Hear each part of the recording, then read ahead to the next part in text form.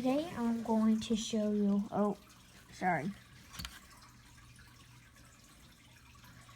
this motion detector and how good it works and why I like this particular one.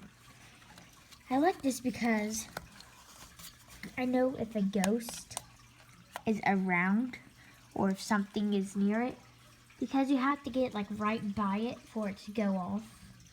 So if they walk by it or start playing with it, it will go off.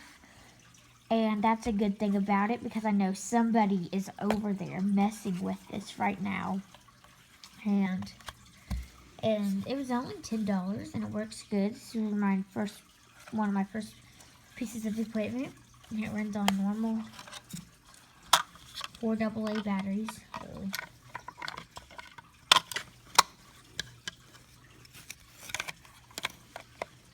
it's kind of hard messing with it when the other hand's on the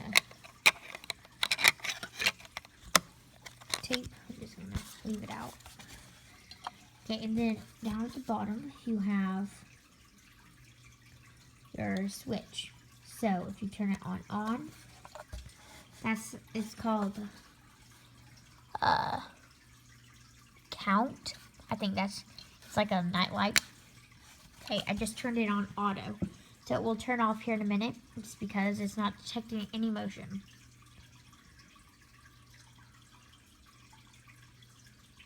Okay. Watch, if I just do that, it don't turn on. I have to literally come up and start playing with it for it to turn on.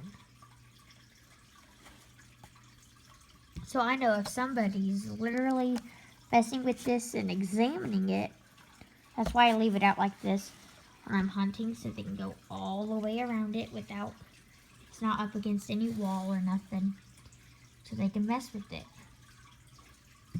And I like this because it tells me if somebody is exactly playing with it. It doesn't tell me if somebody's near, but it tells me if somebody is examining it, looking at it.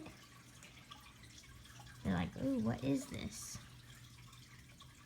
And as soon as I touch that, which most people would, because I'm even curious about what that was, and when I touched it, the light came on.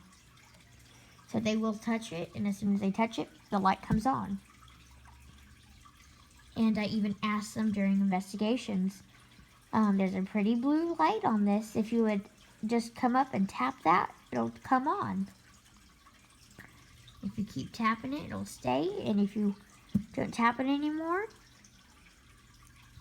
it'll turn off. And I'll ask them if you could please not tap it, and then they can tap it again. And it goes off if it's like right here, which I like because you know that they're very, very near, like a centimeter away. And this one, I'm not sure what it said on the box. It said like close detection meter, and I was like, well, that's going to be perfect because it's going to tell me if they're like right there next to it, and it really does. So if they're examining this thing, it'll go off. So I really love this motion detector. I just wanted to dedicate an episode to it. Now, because it's a very special detector. One of my first pieces of equipment. It really works really good. Maybe take a closer look at the knob.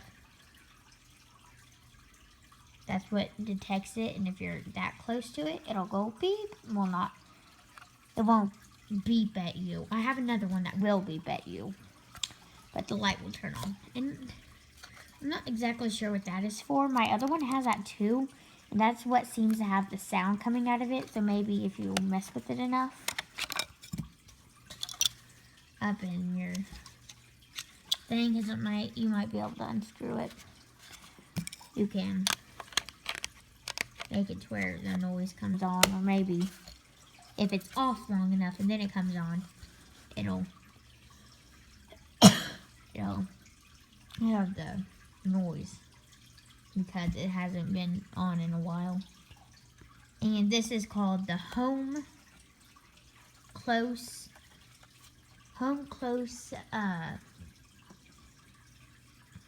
what was it? It said something about home detector or burglar detector, and it says close sighting on it. So, and that's close sighting. So you know that it's not going off by the bump in the night. You know, somebody's actually right there trying to turn it off or something. Because I don't know if it's just going to make a light. And I wouldn't really want this one because it don't make noise. It don't tell you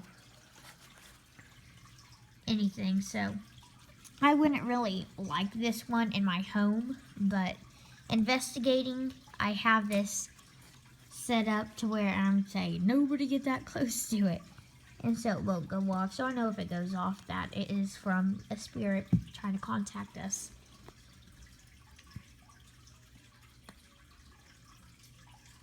And I think that wraps up this episode.